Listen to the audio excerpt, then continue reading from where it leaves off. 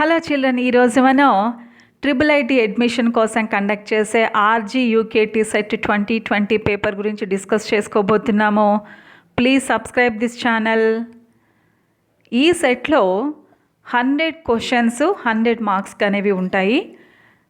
First 50 questions mathematics నుంచి, అలాగే 51 to 75 25 questions physical sciences నుంచి, అలాగే 76 నుంచి 100 వరకు 25 క్వశ్చన్స్ ఫ్రమ్ బయాలజికల్ సైన్సెస్ అనేవి ఉండడం జరుగుతుంది.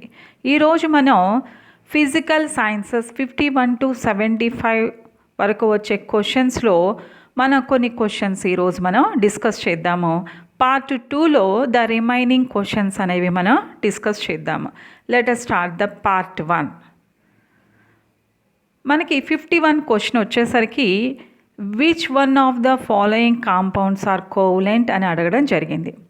అంటే NaCl, AlCl3, MgCl2, HCl మనకి ఆప్షన్స్కి ఇవ్వడం జరిగింది. ఏదైనా ఒక పదార్థం కోవలెంటా అయానికా అని మనం డిసైడ్ చేసే ముందు మనం కొన్ని విషయాల్ని మన మనసులో పెట్టుకున్నట్లయితే ఈజీగా ఐడెంటిఫై చేయగలుగుతాం. ఒక మెటలు నాన్ మెటలు కలిసి ఎక్కువగా అయానిక్ బాండ్ ఫామ్ చేయడానికి అవకాశం ఉంటుందని, అలాగే నాన్ మెటలు కలిసి కోవలెంట్ బాండ్ ఫామ్ చేయడానికి అవకాశం ఉంటుందని, ఒక metalloid atom non metal atom కలిసి ఈ టైప్ ఆఫ్ యాటమ్స్ కలిసి ఒక మాలిక్యూల్ ఫామ్ చేసినప్పుడు కోవలెంట్ బాండ్ ఫామ్ అవుతుందనే విషయం మనం ఐడెంటిఫై చేయాలి. Second thing, the nearest inert gas configuration ఏ విధంగా ఉంది అనేది మనం సెకండ్ థింగ్ ఐడెంటిఫై చేసినట్లయితే మనం the particular compound is an ionic or covalent అనేది మనం డిసైడ్ చేయడానికి అవకాశం ఉంటుంది. ఈ సెషన్లో నేను ప్రతి బిట్టును డీటెయిల్గా ఎక్స్ప్లెయిన్ చేస్తూ ఆ కాన్సెప్ట్ రిలేటెడ్ సిమిలర్ క్వశ్చన్స్ ఇంకా ఏమి ఇవ్వచ్చు, ఆ కాన్సెప్ట్లో ఇంకా డిఫరెంట్ క్వశ్చన్స్ కమింగ్ ఎగ్జామినేషన్స్లో ఎలా అడగడానికి అవకాశం ఉంది అనేది కూడా నేను మీకు డీటెయిల్డ్గా ఎక్స్ప్లెయిన్ చేయడం జరిగింది.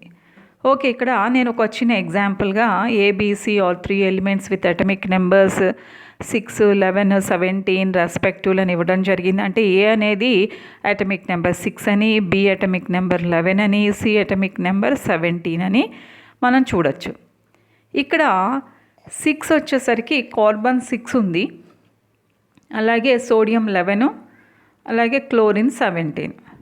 ఇక కార్బన్కి నియరెస్ట్ ఇనర్ట్ గ్యాస్కి వచ్చేసరికి మనకి హీలియం 10 ఉంటుంది, కాబట్టి 4 ఎలక్ట్రాన్స్ని తీసుకోవడానికి ట్రై చేస్తుంది. ఏ యాటమ్ అయితే ఎలక్ట్రాన్స్ని గెయిన్ చేసుకోవడానికి టెండ్ అవుతుందో, ఆ ప్రాపర్టీని చూపిస్తుందో, అది ఎక్కువగా కోవలెంట్ బాండ్ అనేది ఫామ్ చేయడానికి అవకాశం ఉంటుంది. అంటే అన్నీ కాదు, కొన్ని ఎక్కువగా దాని కోవలెంట్ బాండ్ అనేది ఫామ్ చేయడానికి అవకాశం ఉంటుంది. తర్వాత 11 సోడియం వచ్చేసరికి నియరెస్ట్ ఇన్నర్ట్ గ్యాస్ కాన్ఫిగరేషను మనకి నియాన్ కాబట్టి 10 కాబట్టి మనకి ఒక ఎలక్ట్రాన్ పోగొట్టుకోవడానికి ట్రై చేస్తుంది. ఏ యాటమ్ అయితే ఎలక్ట్రాన్స్ లూజ్ చేసుకోవడానికి ట్రై చేస్తుందో కంపల్సరీగా అది అయానిక్ బాండ్ని ఫామ్ చేస్తుంది. ఇక 17కి వచ్చేసరికి నియరెస్ట్ ఇన్నర్ట్ గ్యాస్ కాన్ఫిగరేషన్ 18 కాబట్టి ఒక ఎలక్ట్రాను గెయిన్ చేసుకోవడానికి ట్రై చేస్తుంది. ఎలక్ట్రాన్ని గెయిన్ చేసుకోవడానికి ట్రై చేస్తుంది అంటే ఇక్కడ 2 ఫ్యాక్టర్స్ మనం చూడాలి. ఎలక్ట్రాన్ గెయిన్ చేసుకోవడానికి ట్రై చేస్తుంది అంటే ఇది ఎన్ని ఎలక్ట్రాన్స్ని గెయిన్ చేసుకోవడానికి ట్రై చేస్తుంది అంటే రెండో యాటమ్ కూడా, అంటే ఇప్పుడు 2 యాటమ్స్ కలిసి ఒక మాలిక్యూల్ ఫామ్ చేసేటప్పుడు ఆ రెండో యాటమ్ ఎలక్ట్రాన్స్ ఇస్తుంటే ఇది గెయిన్ చేసుకొని అయానిక్ బాండ్ ఫామ్ అవుతుంది. ఆ రెండో యాటమ్కి కూడా ఎలక్ట్రాన్స్ గెయిన్ చేసే ప్రాపర్టీ ఉంది. దీనికి ఎలక్ట్రాన్స్ని గెయిన్ రెండిటికి ఎలక్ట్రాన్లు కావాలి అంటే మాత్రం కోవలెంట్ బాండ్ ఫామ్ అవుతుంది. ఆ విషయాన్ని మనం గుర్తుపెట్టుకోవాలి. కాబట్టి ఇక్కడ మనకి ఓన్లీ అయానిక్ బాండ్ని మాత్రమే ఫామ్ చేసేది, ఎలక్ట్రాన్స్ లూజ్ చేసుకునే ప్రాపర్టీ ఉన్నదేమిటి, సోడియం. కాబట్టి ఇక్కడ కార్బన్ అనేది మనకి కోవలెంట్ బాండ్స్ని ఫామ్ చేస్తుంది. క్లోరిన్ వచ్చేసరికి బోత్ అయానిక్ బాండ్స్ని, అంటే 17 వచ్చేసరికి బోత్ అయానిక్ బాండ్స్ని కోవలెంట్ బాండ్స్ని కూడా ఫామ్ చేస్తుంది అనే విషయం గుర్తుపెట్టుకోవాలి. అలాగే ఇప్పుడు ఈ బిట్లో మనం చూసినట్లయితే NaCl చూసినట్లయితే సోడియము ఒక ఎలక్ట్రాన్ని లూజ్ చేసుకుంటుంది, పోగొట్టుకుంటుంది. క్లోరిన్ ఒక ఎలక్ట్రాన్ని తీసుకుంటుంది. కాబట్టి ఇక్కడ ట్రాన్స్ఫర్ ఆఫ్ ఎలక్ట్రాన్స్ జరుగుతుంది. కాబట్టి that is an ionic bond. So ionic compound అవుతుంది సోడియం క్లోరైడ్. అలాగే AlCl3 వచ్చేసరికి Al అనేది 3 ఎలక్ట్రాన్స్ని లూజ్ చేసుకుంటుంది. Because it has to get the nearest inert gas configuration of neon. కాబట్టి 3 ఎలక్ట్రాన్లు పోగొట్టుకుంటుంది. ఆ 3 ఎలక్ట్రాన్స్ని 3 క్లోరిన్ యాటమ్స్ కూడా తీసుకుంటాయి. కాబట్టి ట్రాన్స్ఫర్ ఆఫ్ ఎలక్ట్రాన్స్ జరుగుతుంది. కాబట్టి AlCl3 is also ionic compound, ionic bond form అవుతుంది. కాబట్టి బికాస్ ట్రాన్స్ఫర్ ఆఫ్ ఎలక్ట్రాన్స్ అనేది జరిగినప్పుడు మనకి ఫామ్ అయ్యేది మనకి positive ion negative ion form అవుతుంది. కాబట్టి అయానిక్ బాండ్ అనేది ఫామ్ అవుతుంది. ఇక నెక్స్ట్ MgCl2కి వచ్చినప్పుడు మెగ్నీషియం కూడా 2 ఎలక్ట్రాన్స్ లూజ్ చేసుకుంటుంది. అలాగే క్లోరిన్ కూడా 2 క్లోరిన్ యాటమ్స్ ఆ ఎలక్ట్రాన్స్ని తీసుకుంటాయి. ఇది పోగొట్టుకుంటుంది, అది తీసుకుంటుంది. కాబట్టి ఇక్కడ మనకి ట్రాన్స్ఫర్ ఆఫ్ ఎలక్ట్రాన్స్, కాబట్టి మనకి అయానిక్ బాండ్ అంటే NaCl కానీ AlCl3 కానీ MgCl2 కానీ ఈ 3 కూడా మనకి అయానిక్ కాంపౌండ్సే. ఇక 4వది వచ్చేసరికి HCl. అంటే ఇక్కడ హైడ్రోజన్ యొక్క nearest inert gas configuration helium అవుతుంది, అంటే 1s2. కాబట్టి it want to gain 1 electron, దానికి ఒక ఎలక్ట్రాన్ కావాలి. క్లోరిన్ కూడా వచ్చేసరికి నియరెస్ట్ ఇనర్ట్ గ్యాస్ ఆర్గాన్ 18 కావాలి. కాబట్టి దానికి కూడా ఒక ఎలక్ట్రాన్ కావాలి. రెండిటికి ఒక ఎలక్ట్రాన్ కావాలి. కాబట్టి they use to share the electron pair. Sharing of electron pair అనేది జరిగినప్పుడు అది మన కోవలెంట్ బాండ్ అంటాం. కాబట్టి HCl is a covalent compound. అంటే NaCl, AlCl3, MgCl2 ఇవన్నీ కూడా అయానిక్. ఓన్లీ HCl మాత్రమే కోవలెంట్. కాబట్టి మన 4 అనేది ఆన్సర్గా పెట్టడం జరిగింది. ఇక్కడ మీరు చూసినట్లయితే నియరెస్ట్ ఇనర్ట్ గ్యాసెస్ కూడా పెట్టాను చూడండి. సోడియంకి ఏమో మనకి ఈ నియరెస్ట్ ఇనర్ట్ గ్యాసెస్ ఏంటి, సోడియంకి మనం నియాన్ అవుతుంది. ఈ విధంగా ప్రతి దాని నియరెస్ట్ ఇనర్ట్ గ్యాస్ కాన్ఫిగరేషన్ చూసుకోవాలి. వెదర్ మెటలా నాన్ మెటలా అనేది కూడా ఐడెంటిఫై చేసుకోవడం ద్వారా whether the given compound is an ionic or covalent అనేది మనం ఈజీగా ఐడెంటిఫై చేయొచ్చు. ఇక సెకండ్ క్వశ్చన్కి వచ్చేసరికి methane CH4, NH3, H2O, BeCl2 ఇచ్చి వాటి బాండ్ యాంగిల్స్ ఇచ్చారు. ఎగ్జామ్లోకి ఒకసారి బాండ్ యాంగిల్స్ అడగచ్చు, వాటి షేప్స్ కూడా అడగచ్చు. ఈ క్వశ్చన్ ఆన్సర్ చేయడానికి మనం సెంట్రల్ యాటమ్ మీద ఎన్ని లోన్ పెయిర్స్ ఉన్నాయి, ఎన్ని బాండ్ పెయిర్స్ ఉన్నాయి, అంటే ఎన్ని బంధ జంటలు ఉన్నాయి, ఎన్ని ఒంటరి జంటలు ఉన్నాయి అనేది మనం ఐడెంటిఫై చేయాలి. అంటే CH4లో C అనేది సెంట్రల్ యాటము, NH3లో N, H2Oలో O, BeCl2లో BE. కాబట్టి ఇప్పుడు చూద్దాం. ఇక్కడ CH4 చూసినట్లయితే 4 బాండ్ పెయిర్స్ అనేవి ఉన్నాయి. అంటే నో లోన్ పెయిర్స్ అనేవి ఉండవు. లోన్ పెయిర్ అనేది బాండ్ పెయిర్ కంటే ఎక్కువ స్పేస్ని ఆక్యుపై చేస్తుంది అనే విషయం గుర్తుపెట్టుకోవాలి మనం. అంటే ఇక్కడ ఓన్లీ 4 బాండ్ పెయిర్స్ ఉన్నాయి. Due to repulsion between bond pairs మనకి షేప్ ఎలా వస్తుంది, టెట్రాహెడ్రల్ షేప్ వస్తుంది. 109 degrees 28 minutes అనేది మనకి ఉంటుంది. ఇక అలాగే నైట్రోజన్కి వచ్చినప్పుడు నైట్రోజన్ మీద చూడండి, అక్కడ ఒక లోన్ పెయిర్ అనేది కనిపిస్తుంది. అంటే 1 లోన్ పెయిర్ 3 బాండ్ పెయిర్స్ ఉంటాయి. కాబట్టి ఇక్కడ lone pair bond pair repulsion, bond pair repulsion ఉంటుంది. కాబట్టి మనకి బాండ్ యాంగిల్ 107 degrees 48 minutesకి తగ్గుతుంది. పిరమిడల్ స్ట్రక్చర్ అనేది మనకు వస్తుంది. ఇక వాటర్ మాలిక్యూల్కి వచ్చినప్పుడు మనకి O మీద 2 లోన్ పెయిర్స్ అనేవి ఉన్నాయి. మనకి 2 లోన్ పెయిర్స్ ఉన్నాయి. కాబట్టి 2 బాండ్ పెయిర్స్ 2 లోన్ పెయిర్స్ ఉన్నాయి. Repulsion between loan pair bond pair అలాగే బాండ్ పెయిర్ వీటి దాంతో ఏమవుతుంది, మనకి ఇంకా ఎక్కువగా ఆ రిపల్షన్స్ పెరిగి బాండ్ యాంగిల్ 104 degrees 31 minutesకి తగ్గుతుంది. ఇక్కడ మనకి BeCl2 చూసినట్లయితే ఓన్లీ 2 బాండ్ పేర్స్ మాత్రమే ఉన్నాయి కాబట్టి లీనియర్ షేప్లో ఉంటుంది. 180 డిగ్రీస్ బాండ్ యాంగిల్ అనేది ఉంటుంది.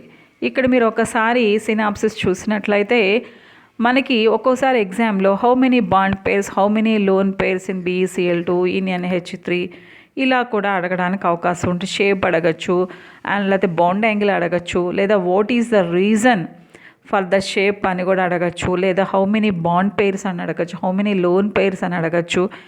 ఇలా డిఫరెంట్ టైప్స్ ఆఫ్ క్వశ్చన్స్ అనేది వీటిలో మనల్ని అడగడానికి అవకాశం ఉంది.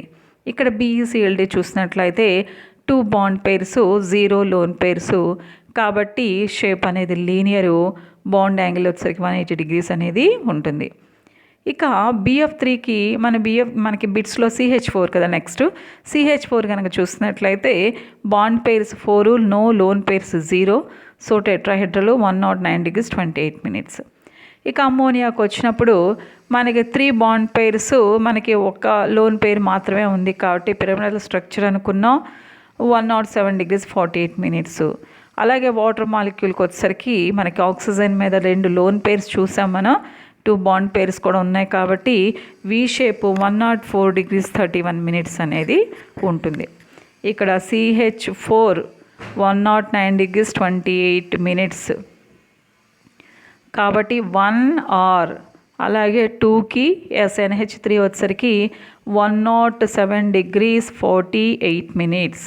అలాగే H2O వచ్చేసరికి 104 డిగ్రీస్ 31 మినిట్స్. BeCl2 వచ్చేసరికి 180 డిగ్రీస్ కాబట్టి 1 hour 2s 3q 4p అనే ఆన్సర్ అనేది ఇవ్వటం జరిగింది.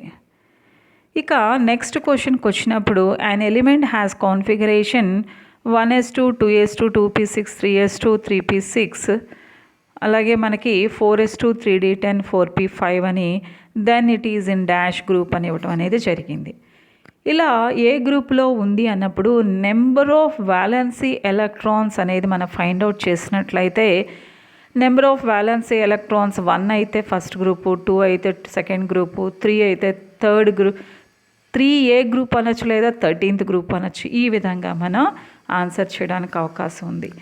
ఏదైనా ఒక ఆటమ్ యొక్క అటమిక్ నెంబర్ కానీ ఎలక్ట్రానిక్ కాన్ఫిగరేషన్ ఇచ్చినప్పుడు how to identify the group number, period number అనేది ఒకసారి చూద్దాం. ఇక్కడ చూసినట్లయితే మీరు ఇక్కడ చూడండి, ఎప్పుడు కూడా మనం అవుటర్ మోస్ట్ మాత్రమే తీసుకోవాలి. 1s2 2s2 only 2s2 is the outer most. ఇక్కడ 1s2 2s2 2p6 3s2 3s2 is the outer most. Here 1s2 2s2 2p6 3s2 3p3 3s2 3p3 is the outer most. Here in D also 2s2 2p6. ఈ విధంగా only మన outer most మాత్రమే తీసుకున్నప్పుడు ఈ ముందు ఉన్న number ఇక్కడ 1s2 2s2కి వచ్చినప్పుడు 2 అనేది పీరియడ్ నెంబర్ని డినోట్ చేస్తుంది. ఇక్కడ 3 అనేది పీరియడ్ నెంబర్ని, ఇక్కడ కూడా 3 అనేది పీరియడ్ నెంబర్ని, 2 అనేది పీరియడ్ నెంబర్ని డినోట్ చేస్తుంది. ఇక గ్రూప్ నెంబర్కి వచ్చినప్పుడు పైన మన నెంబర్ ఆఫ్ వ్యాలెన్సీ ఎలక్ట్రాన్స్ ఇక్కడ 2 ఉంది కాబట్టి this is the second group. ఇక్కడ కూడా 2 ఉంది కాబట్టి this is the second group. ఇక్కడ చూడండి 2 + 3 మొత్తం కలిపి 5 ఉన్నాయి కాబట్టి 15th గ్రూప్. అంటే నెంబర్ ఆఫ్ వ్యాలెన్స్ ఎలక్ట్రాన్స్ 5 ఉంటే 15th గ్రూప్.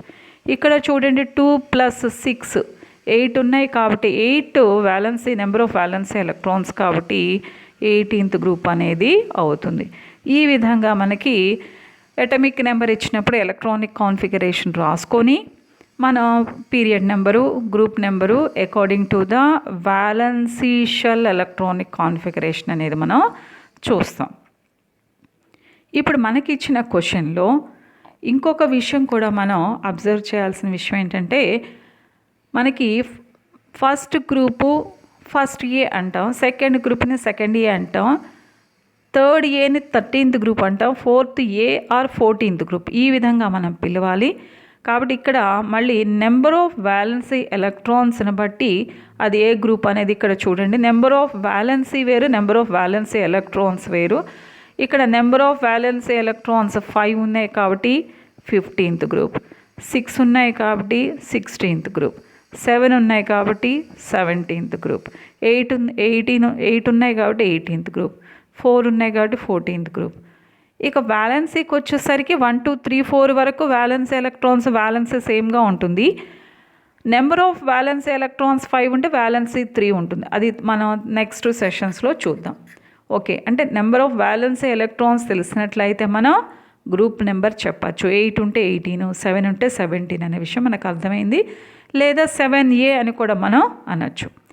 ఇక్కడికి వచ్చినప్పుడు 1s2, 2s2, 2p6, 3s2, 3p6, 4s2, 3d10, 4p5 అని. అంటే ఇక్కడ మనకి 4s2, 4p5 ఒక చోట రాసుకోవాలంటే వ్యాలెన్సీ షెల్ మనకి 4 కాబట్టి 4p5 చూడకూడదు. కాబట్టి 4s2, 4p5. Number of valency electrons ఎన్ని ఉన్నాయి? 2 + 5 అంటే 7. నెంబర్ ఆఫ్ వ్యాలెన్సీ ఎలక్ట్రాన్స్ 7 కాబట్టి మన గ్రూప్ నెంబర్ ఎంత? 17th అనేది అవుతుంది. కాబట్టి టక్కన 4p5 ఉంది కదా అని చూడకూడదు. వ్యాలెన్సీ షెల్ 4లో ఏమన్నాయి అవన్నీ కూడా మనకు వ్యాలెన్సీ షెల్లోకి వస్తాయి.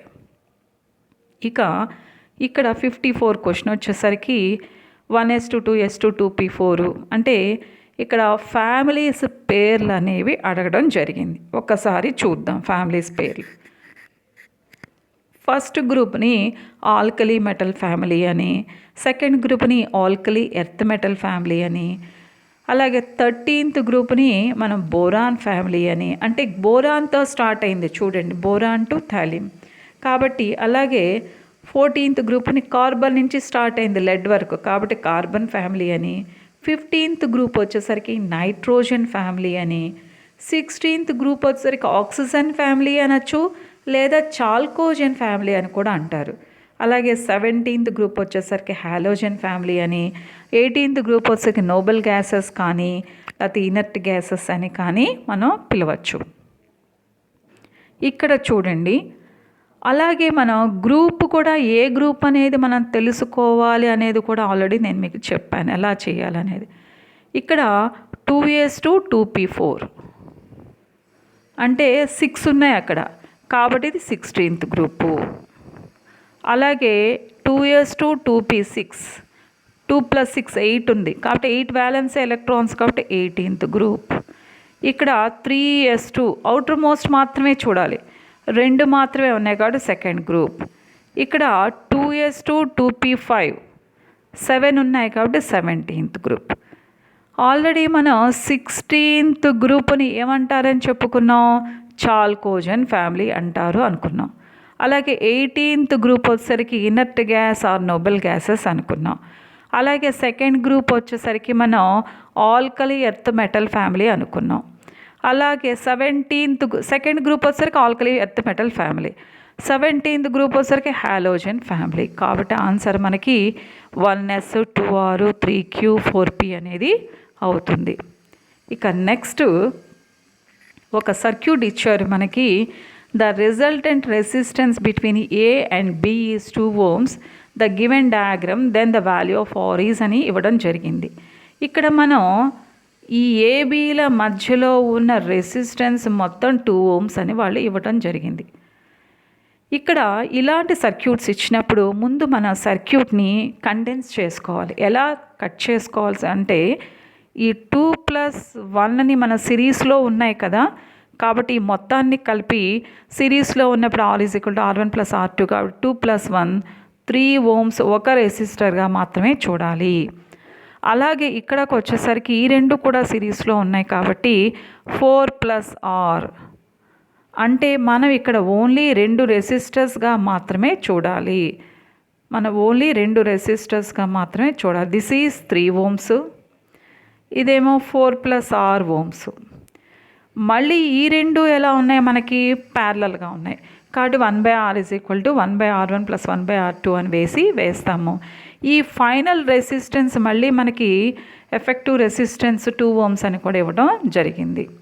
ఇక్కడ చూసినట్లయితే మనకు ఆల్రెడీ సిరీస్లో R = R1 + R2 అని, ప్యారలల్ కాంబినేషన్లో 1/R = 1/R1 + 1/R2 అని మనం ఆల్రెడీ డిస్కస్ చేసుకున్నాం. ఇప్పుడు చూడండి, ఇక్కడ ఆల్రెడీ దిస్ ఈజ్ 3 ohms అనుకున్నాం మనం, ఇదేమో 4 + R అనుకున్నాం. ఆల్రెడీ ఈ రెండు కూడా ప్యారలల్గా ఉన్నాయి కాబట్టి 1/R = 1/R1 అంటే R1 ప్లేస్లో 3 ohms వేసాము, 1/R2 ప్లేస్లో 4 + R వేసాము. ఆల్రెడీ మనకి ఈ టోటల్ ఎఫెక్టివ్ రెసిస్టెన్స్ 2 ohms అని మనకి ఇచ్చారు కాబట్టి ఈ R ప్లేస్లో నేను 2 వేసుకున్నా కాబట్టి 1/2 ఈజ్ ఈక్వల్ టు నేను చేసినట్లయితే ఎల్సిఎం తీసి చేసినట్లయితే క్రాస్ మల్టిప్లికేషన్ చేసినప్పుడు ఈ విధంగా వస్తుంది. మనం సింప్లిఫై చేసినట్లయితే R is equal to 2 ohms అనేది వస్తుంది. మనం ఒక ప్రాబ్లం చేశాక మనకు వచ్చిన ఆన్సరు కరెక్టా కాదా కూడా వెరిఫై చేసుకోవడం అనేది నేర్చుకోవాలి ఎప్పుడైనా సరే ఫిజిక్స్లో. ఇక్కడ ఆల్రెడీ ఒకవేళ చూద్దాం, వెరిఫికేషన్ చూద్దాం. ఇది 2 ohms అనుకుందాం. అంటే ఇక్కడ 2 + 1 3 ohms అయ్యాయి. అలాగే 4 + 2 6 ohms అయ్యాయి. ఈ రెండు ప్యారలల్గా ఉన్నాయి కాబట్టి 1/R ఈజ్ ఈక్వల్ టు 1/3 + 1/6 అని వేస్తాము.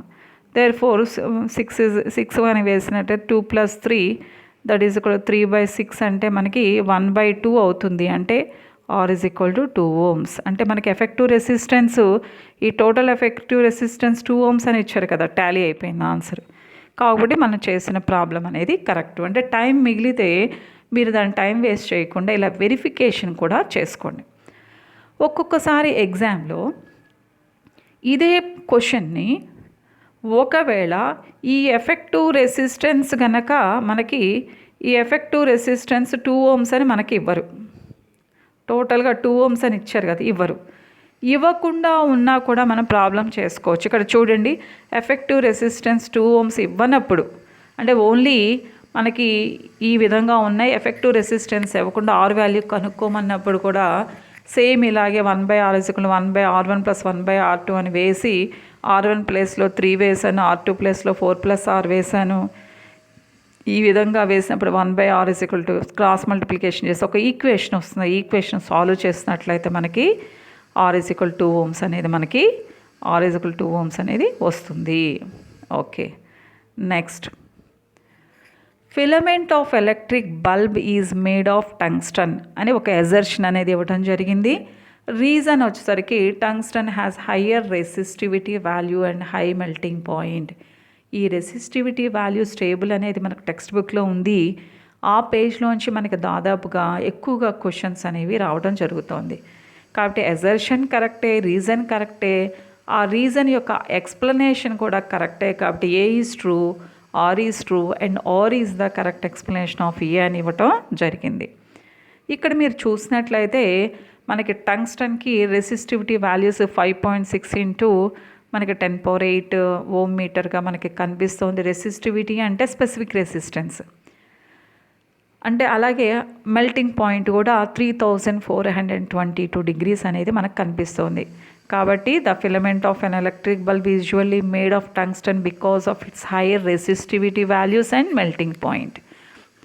అలాగే ఈ రెసిస్టివిటీకి వచ్చేసరికి ఈ కొన్ని మనకి మెటీరియల్స్ ఇచ్చి ఈ క్రింది వాళ్ళు ఏది గుడ్ కండక్టర్ అని కూడా అడగడానికి అవకాశం ఉంది. దేనికైతే రెసిస్టివిటీ వాల్యూ తక్కువగా ఉంటుందో that will be a good conductor. ఇక్కడ మీరు టేబుల్లో చూసినట్లయితే silver is the best conductor.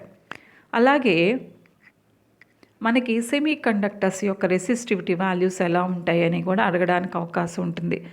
Metals కంటే ఎక్కువగా, ఇన్సులేటర్స్ కంటే తక్కువగా ఉంటాయని కూడా మనం మెన్షన్ చేయాల్సి వస్తుంది.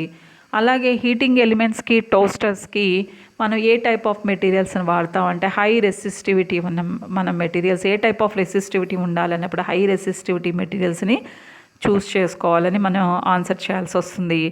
అలాగే నిక్రోమ్ అంటే నిక్రోమ్లో ఏమేమి ఉన్నాయి అని కూడా అడగడానికి అవకాశం ఉంటుంది. నికెల్, క్రోమియం, ఐరన్, మ్యాంగనీస్కి వచ్చేసరికి ఈ విధంగా ఒకవేళ ఒక్కోసారి నిక్రోమ్ కానీ ఇలాంటి క్వశ్చన్స్ కూడా అడగడానికి అవకాశం ఉంటుంది. కాబట్టి ఇక్కడ మనకి filament of the bulb is made up of tungsten, A R correct కాబట్టి ఆర్ ఎక్స్ప్లెనేషన్ కాబట్టి బి అనేది ఆన్సర్గా పెట్టాము. ఇక నెక్స్ట్ క్వశ్చన్కి వచ్చేసరికి a north pole of a magnet is brought near a metallic ring as shown in figure. ఇక్కడ మనం ఒక మెటాలిక్ రింగ్ దగ్గరికి ఒక బార్ మ్యాగ్నెట్ యొక్క నార్త్ పోల్ని తీసుకొస్తున్నామో, ఎప్పుడైతే నార్త్ పోల్ని తీసుకొస్తున్నామో మనం మెటాలిక్ రింగులోకి తీసుకొచ్చేటప్పుడు అక్కడ నార్త్ పోల్ అనేది పై వైపున మనకి ఫామ్ అవుతుంది. ఎందుకని అంటే మనం అక్కడ వర్క్ చేస్తున్నాము. ఎప్పుడైతే బార్ మ్యాగ్నెట్ని తీసుకొస్తున్నామో బార్ మ్యాగ్నెట్ యొక్క లైన్స్ ఆఫ్ ఫోర్స్ ఫ్లక్స్లో చేంజ్ వస్తుంది. ఆ ఫ్లక్స్లో చేంజ్ రావటం వల్ల కరెంట్ అనేది ఇండ్యూస్ అవుతుంది అనే విషయం మన ఫారడేస్ లాలో చూసాం. ఇక్కడ మనకి కరెంట్ ఇండ్యూస్ అవుతోంది అంటే మన మ్యాగ్నెట్ని అక్కడ నార్త్ పోల్ తీసుకొస్తే నార్త్ పోల్ ఫామ్ అయినప్పుడు మాత్రమే ఆ రిపల్షన్కి ఆపోజిట్గా మనం వర్క్ చేస్తున్నాం కాబట్టి ఆ వర్క్ మనకి ఇండ్యూస్డ్ కరెంట్గా అక్కడ మనకి ప్రొడ్యూస్ అవుతుంది law of conservation of energy ప్రకారము. ఎందుకని ఆ కరెంట్ ఇండ్యూస్ అయ్యే డైరెక్షను ఈ ఫ్లక్స్ చేంజ్ని అపోజ్ చేసే విధంగా ఉంటుంది. దాన్ని మనం లెన్స్ లా అని కూడా అనుకున్నాం. కాబట్టి ఇక్కడ మనం నార్త్ పోల్ని తీసుకొస్తున్నాము అంటే అక్కడ నార్త్ పోలే మనకి ఫామ్ అవుతుంది. ఎప్పుడైతే కాయిల్లో మనకి ఆ పై సైడు నార్త్ పోల్ ఫామ్ అయిందో ఆ కాయిల్లో యాంటీ క్లాక్ వైజ్ డైరెక్షన్లో కరెంట్ అనేది మనకి ఇండ్యూస్ అవుతుంది. The direction of the current will be in the anti clock wise direction. ఒకవేళ సౌత్ పోల్ని తీసుకొచ్చాం అనుకోండమ్మా, సౌత్ పోల్ తీసుకొచ్చినప్పుడు మనకి రిపెల్ చేయాలి కదా, కాబట్టి సేమ్ సౌత్ పోలే ఫామ్ అవుతుంది. అప్పుడు induced current will be in the clock wise direction. ఇక్కడ నార్త్ పోల్ని తీసుకొస్తున్నాం కాబట్టి నార్త్ పోల్ ఫామ్ అవుతుంది కాబట్టి మనకి current direction will be in the anti clock wise direction. గుర్తుపెట్టుకోండి. Next, commutator is used in DC motor, transformer, A&D, AC generator అని ఇవ్వటం జరిగింది. కామ్యుటేటర్ దేనికి వాడతాం? మనం కరెంట్ డైరెక్షన్ చేంజ్ చేయడానికి వాడతాము. ఇక్కడ మీరు అబ్జర్వ్ చేసినట్లయితే మీరు ప్రతి ఫిగర్లో కూడా డీసీ మోటార్లో 2 స్లిప్ రింగ్స్ని వాడాం. ఆ స్లిప్ రింగ్స్ 2 బ్రష్లకి కనెక్ట్ చేసి ఉండడం వల్ల ఎప్పుడైతే ఆర్మేచర్ తిరుగుతుందో మనకు ఆర్మేచర్ ఏబి దగ్గర మనకి ఇంటర్చేంజ్ అయినప్పుడు ఏమవుతుంది? పొలారిటీస్ అనేది రివర్స్ అవుతాయి. అంటే ఈ కామ్యుటేటర్ ద్వారా ఈ 2 హాఫ్ స్లిప్ రింగ్స్ వల్ల మనకి కామ్యుటేటర్గా వర్క్ చేయడం ద్వారా కరెంట్ అనేది డైరెక్షన్ అనేది మనం ఆ పొలారిటీస్ అనేది చేంజ్ చేయొచ్చు. ఇక్కడ మీరు చూసినట్లయితే డీసీ మోటార్లో కామ్యుటేటర్ ఉంది, డీసీ జనరేటర్లో కామ్యుటేటర్ ఉంది. ఏసీ జనరేటర్కి వచ్చే 2 ఫుల్ స్లిప్ రింగ్స్ వాడారు. అక్కడ కరెంట్ డైరెక్షన్ అనేది మనకు చేంజ్ అనేది రావట్లేదు. కాబట్టి డీసీ మోటారు, డీసీ జనరేటర్లో మనం ఈ కామ్యుటేటర్ అనేది వాడుతున్నాం. కాబట్టి ఇక్కడ మనకి డీసీ మోటార్ ఒక్కటే ఇచ్చారు, ఏసీ జనరేటర్ ఇచ్చారు. ఏసీ జనరేటర్లో వాడట్లేదు కాబట్టి మనం ఓన్లీ డీసీ మోటార్ కాబట్టి ఆన్సర్. ఒకవేళ డీసీ జనరేటర్ అంటే డీసీ జనరేటర్ కూడా ఆన్సర్ పెట్టేవాళ్ళం కాదు. ఇక్కడ డీసీ మోటార్ ఒకటే మనం ఆన్సర్గా పెట్టాలి. ఇక which of the following is not a purification process of crude metal అని చెప్పి మనకి ఇవ్వడం జరిగింది. ఇక్కడ మనకి మొట్టమొదటిగా మనం ఒక ఓర్ తీసుకున్నప్పుడు దానిని కాన్సన్ట్రేషన్ చేశాక తర్వాత ప్యూరిఫికేషన్ అనేది చేస్తాం. కాన్సన్ట్రేషన్ మెథడ్స్కి వచ్చేసరికి హ్యాండ్ పికింగ్, చేతితో ఏరివేయటం, వాషింగు, ఫ్రాత్ ఫ్లోటేషను, మ్యాగ్నెటిక్ సపరేషను, ఇలా మనకి మెథడ్స్ అనేవి ఉన్నాయి. అలాగే ఆఫ్టర్ కాన్సన్ట్రేషన్ ప్యూరిఫికేషన్ చేసేటప్పుడు మనకి డిస్టిలేషన్ అని, పోలింగ్ అని, లిక్వేషన్ అని, ఎలక్ట్రాలిటిక్ రిఫైనింగ్ అని మనకి కొన్ని మెథడ్స్ అనేవి ఉన్నాయి. ఇక్కడ మనల్ని question which one of the following is not a purification process of crude metal అన్నారు. అంటే మనకి ప్యూరిఫికేషన్ ప్రాసెస్ కానిదేది అని అడిగారు. ఇక్కడ చూడండి, ప్యూరిఫికేషన్ పోలింగు, డిస్టిలేషను, లిక్వేషను మనకేమైంది చూడండి. పోలింగు మనకి డిస్టిలేషన్, లిక్వేషన్ మనకి ప్యూరిఫికేషన్లో ఉంది. ఫ్రాత్ ఫ్లోటేషన్ మాత్రం కాన్సన్ట్రేషన్ డ్రెస్సింగ్ ఆఫ్ ద ఓర్లో ఉంది కాబట్టి కానిది అన్నారు. కాబట్టి మనకు ఆన్సర్ ఏమవుతుంది? ఫ్రాత్ ఫ్లోటేషన్ అవుతుంది. మీరు అలాగే ఇక్కడ టెక్స్ట్ బుక్లో ఇలాంటి ఒకటి మీకు స్టార్టింగ్లో ఉంది. ఇక్కడ మీరు కార్బోనేట్ ఓర్ని మనం చేయాలంటే, ఎక్స్ట్రాక్ట్ చేయాలంటే కార్బోనేట్ ఓర్ నుంచి మనం మెటల్ని ఎక్స్ట్రాక్ట్ చేయడానికి క్యాల్సినేషన్ వాడతామని, సల్ఫైడ్ ఓర్కి రోస్టింగ్ వాడతామని, హై రియాక్టివిటీ మెటల్స్ అయితే మనం ఎలక్ట్రాలిసిస్ ఆఫ్ మోల్టెన్ ఓర్ వాడతామని, అలాగే లో రియాక్టివిటీ అయితే మనం ఏ విధంగా చేస్తాం, రోస్టింగ్ నుంచి తర్వాత రిఫైనింగ్కి, డిస్టిలేషన్ ఇవన్నీ ఎలా వాడతాం అనేది చక్కగా ఒక ఫ్లో చార్ట్లు ఇవ్వడం అనేది జరిగింది. కాబట్టి వీటిలో ఈ ఫ్లో చార్ట్ నుంచి మనకి కొన్ని బిట్స్ అనేవి వస్తాయి. కాబట్టి ఒకసారి చక్కగా ఈ ఫ్లో చార్ట్ కూడా ఒకసారి చూసుకోండి. ఇప్పుడు మనకి ఇచ్చింది ఓన్లీ మన not a purification process of crude metal అన్నారు కాబట్టి ఆన్సర్ మనకి ఫ్రాత్ ఫ్లోటేషన్ అనేది అయింది. ఇక based on reactivity arrange the given metals in descending order of the reactivity అన్నప్పుడు మొట్టమొదటిగా మనం ఎప్పుడు కూడా రియాక్టివ్ సిరీస్ అనేది చూడాలి. ఈ రియాక్టివ్ సిరీస్ ఆఫ్ మెటల్స్ కనుక చూసినట్లయితే పొటాషియం నుంచి కిందకు ప్లాటినంకి వచ్చేసరికి నెమ్మదిగా ఆ రియాక్టివిటీ అనేది తగ్గుతూ ఉంది. ఇక్కడ మనకి క్వశ్చన్లో డిసెండింగ్ ఆర్డర్ అన్నారు కాబట్టి హైయెస్ట్ నుంచి లోయెస్ట్కి వెళ్ళాలి కాబట్టి ఇక్కడ మీరు దీనిలో మనం చూసుకున్నట్లయితే వాళ్ళు మనకి ఇచ్చింది పొటాషియం ఇచ్చారు, తర్వాత అల్యూమినియం ఇచ్చారు, తర్వాత నెక్స్ట్ జింక్ ఇచ్చారు, this is the zinc, after copper ఇచ్చారు, కాపర్, తర్వాత గోల్డ్ ఇచ్చారు. కాబట్టి ఆ సీక్వెన్స్లో నేను అరేంజ్ చేశాను చూడండి, పొటాషియము, అల్యూమినియం, జింకు, కాపరు, గోల్డ్ అనేది. కాబట్టి ఆ సీక్వెన్స్లో మనం అరేంజ్ చేసుకున్నప్పుడు చూడండి పొటాషియము, అల్యూమినియం, జింకు, కాపరు, అలాగే గోల్డ్. అంటే మన రియాక్టివిటీ సిరీస్ గుర్తుపెట్టుకున్నట్లయితే మనం ఈ విధంగా ఇచ్చినప్పుడు మనం ఆన్సర్ చేయడానికి అవకాశం ఉంటుంది. కాబట్టి రియాక్టివిటీ సిరీస్ అనేది potassium, sodium, lithium, calcium, magnesium, aluminium, zinc, iron, nickel ఈ విధంగా మనం గుర్తుపెట్టుకోవాల్సిన అవసరం అనేది ఉంటుంది. ఇక నెక్స్ట్ బిట్కి వచ్చినట్లయితే ఇక్కడ మనకి ఎడిషన్ రియాక్షన్స్, ఎస్టరిఫికేషను, అలాగే సబ్స్టిట్యూషన్ రియాక్షన్స్ అనేవి ఇవ్వడం జరిగింది. ఇక్కడ C2H5OH అంటే ఇథైల్ ఆల్కహాలు. మనకి C2H5OH ఇచ్చినప్పుడు మనకి this is the ethyl alcohol, ఇదేమో ఎస్టిక్ యాసిడ్. ఎప్పుడైతే ఒక ఆల్కహాలు ఒక మనకి ఎస్టిక్ యాసిడ్ కానీ ఒక ఓయిక్ యాసిడ్కి మనకి కార్బాక్సిలిక్ యాసిడ్తో ఎప్పుడైతే రియాక్ట్ అవుతుందో మనకి ఎస్టర్ అనేది ఫామ్ అవుతుంది, ఎస్టర్ ప్లస్ వాటర్ అనేది ఫామ్ అవుతుంది అనే విషయం మనకు తెలుసు. కాబట్టి that is called esterification. Next బిట్కి వచ్చినట్లయితే CH2CH2 ఇక్కడ మనకి డబుల్ బాండ్ ఉంది చూడండి. Double bond means unsaturated hydrocarbon. కాబట్టి అన్సాచురేటెడ్ హైడ్రోకార్బన్స్ ఈ బాండ్ క్లీవ్ అయిపోయి ఈ బాండ్ ప్లేస్లో హైడ్రోజన్ అనేది ఎడిషన్ రియాక్షన్స్ అనేవి జరుగుతాయి. కాబట్టి this is the addition reaction. So this is the addition reaction. అలాగే థర్డ్ బిట్కి వచ్చేసరికి మీరు అబ్జర్వ్ చేసినట్లయితే CH4+4Cl2 అంటే ఇక్కడ CH4 అని మనం చూసినట్లయితే ఇక్కడ CH4 అని ఇలా మనం వేసినట్లయితే ఈ H ప్లేస్లో Cl సబ్స్టిట్యూట్ అవుతుంది. అందుకని మనకి CCl4 అనేది వచ్చింది. కాబట్టి CCl4 you can observe CCl4+4HCl. So this is the substitution reaction. అలాగే CH3CH2OH ఆల్కలైన్ KMnO4 మనం చూసినట్లయితే సమక్షంలో CH3CHO వచ్చిందంటే మనం ఇక రిమైనింగ్ ఆక్సిడేషన్ రియాక్షన్ అనేది మనం చెప్పుకోవచ్చు.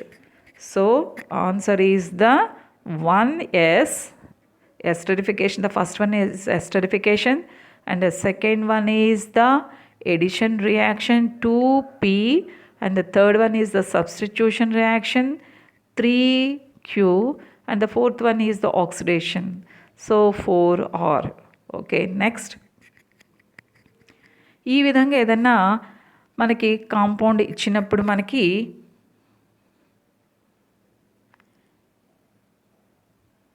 ఈ విధంగా మనకి కాంపౌండ్ ఇచ్చినప్పుడు ఐపాక్ నేమ్ రాయమన్నప్పుడు మనకి మొట్టమొదటిగా రెండు విషయాలు చూసుకోవాలి. ఎన్ని ఫంక్షనల్ గ్రూప్స్ ఉన్నాయి, ఏ ఫంక్షనల్ గ్రూప్ ఏ కార్బన్ ఆటమ్ మీద ఉంది, ఆ ఫంక్షనల్ గ్రూప్స్ యొక్క ప్రయారిటీ చూసి ఆ తర్వాత మనం దాన్ని ఆల్ఫాబెటికల్ ఆర్డర్లో అరేంజ్ చేసుకోవాల్సిన అవసరం అనేది ఉంటుంది.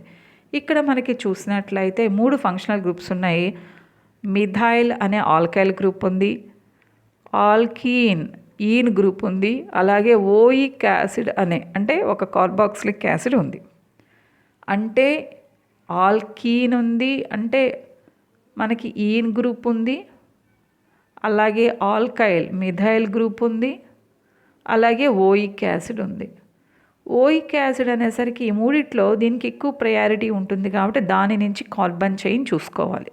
ఓకే, నెక్స్ట్ లాంగెస్ట్ చైన్ అనేది మనం చూసినట్లయితే ఇక్కడ నుంచి మనం ఇది 1 అని ఇచ్చుకోవాలి. కార్బాక్సిలిక్ యాసిడ్ 1 2 3 4 5 6 అంటే హెక్స్ అనమాట. ఇది హెక్స్ అనేది రూట్ వర్డ్గా తీసుకోవాలి. ఇక్కడ మనం యాక్చువల్గా 1 ఓయిక్ 2 ఈన్ 3 మిథైల్ హెక్స్ అనమాట. దాన్ని ఎలా రాయాలో చూడండి. 3 మిథైల్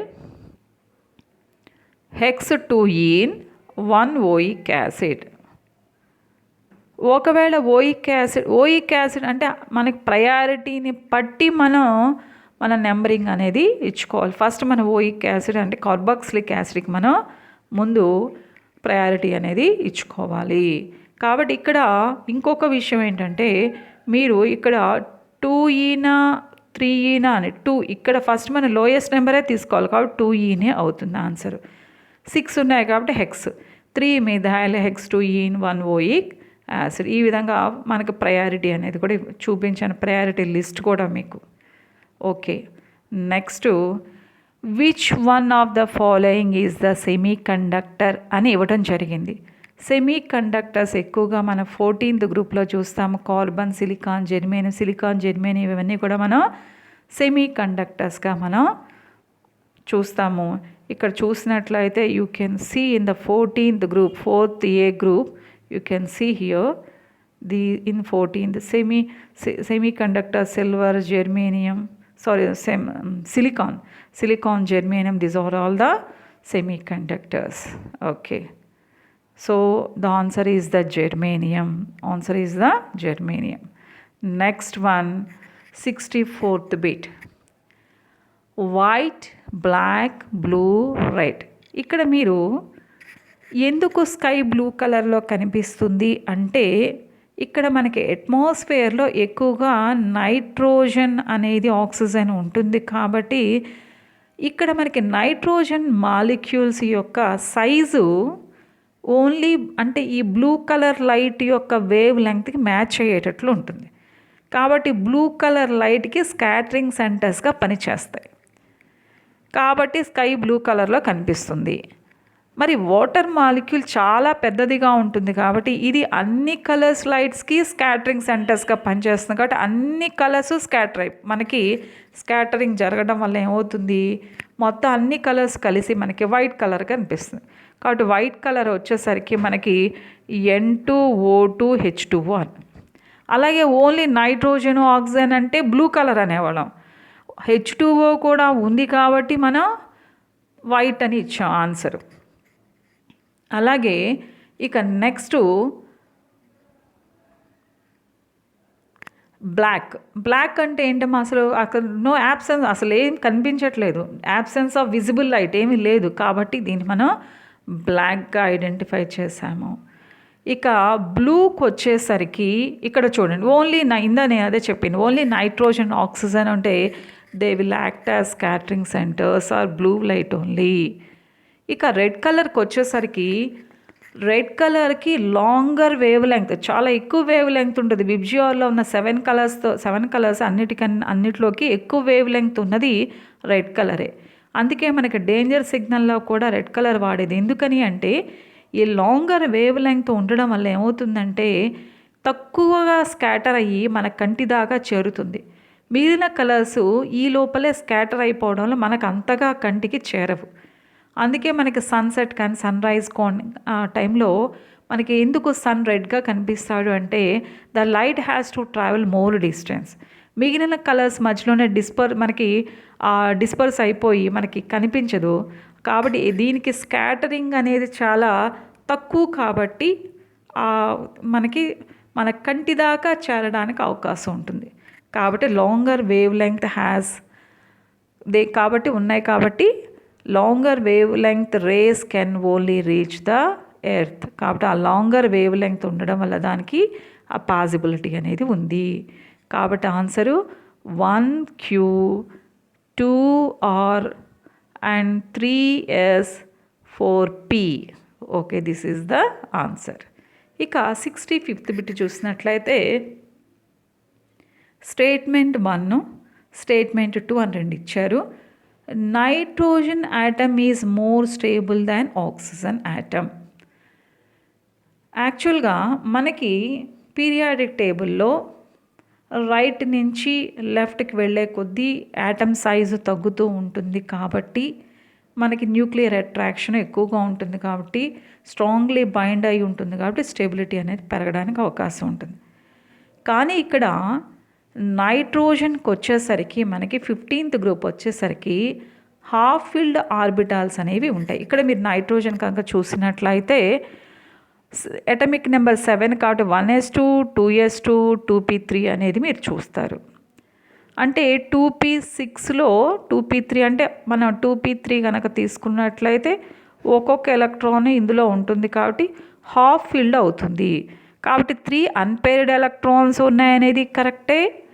ఇది హాఫ్ ఫిల్డ్ అవ్వటం వల్ల ఆక్సిజన్ కంటే కూడా మోర్ స్టెబిలిటీ ఉంది అనేది కూడా కరెక్టే. ఇక్కడ ఆక్సిజన్ వచ్చేసరికి 2s2 2p4 ఉంది కాబట్టి హాఫ్ ఫిల్డ్ ఆర్బిటాల్స్కి ఫుల్లీ ఫిల్డ్ ఆర్బిటాల్స్కి మోర్ స్టెబిలిటీ ఉంటుంది కాబట్టి nitrogen has more stability than the oxygen. కాబట్టి ఇక్కడ ఆన్సర్ మనకి 1 and 2 both are correct. So ఇక్కడ ఈరోజు మనం 51 నుంచి 65 వరకు బిట్స్ అనేది మనం డిస్కస్ చేసుకున్నాము. In the part 2 we shall discuss the remaining bits. Please subscribe this channel. ఈ రోజు నుంచి నేను ప్రతిరోజు మీకు కాంపిటేటివ్ ఎగ్జామ్ స్పెషల్ కింద మీకు వీడియోస్ అనేది రిలీజ్ చేయడం జరుగుతుంది. కాబట్టి మీరందరూ ఈ వీడియోస్ని చక్కగా ఫాలో అయ్యి మంచి ర్యాంక్స్ని గెయిన్ చేయాలని, ప్రతి పేపర్కి కూడా ఒక detailed explanation with similar type of questions కూడా మీకు ఇవ్వడం జరుగుతుంది. Thank you. Please subscribe this channel.